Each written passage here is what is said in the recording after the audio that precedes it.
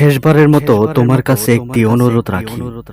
আমাকে একটি বার্তা লিখে দিও, যেখানে স্পষ্ট করে বলবে আমি তোমাকে ভুলে গিয়েছি।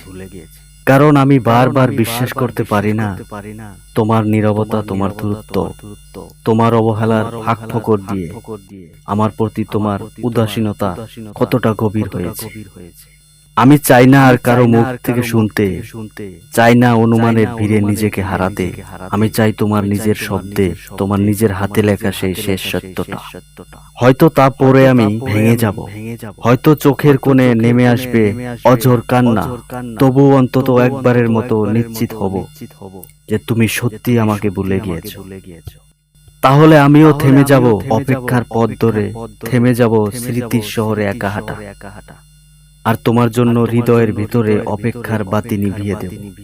শেষবারের মতো বলছি, আমাকে সেই বার্তাটা লিখে দিও, যেখানে তুমি শুধু এটুকুই জানাবে আমি তোমাকে ভুলে গিয়েছি।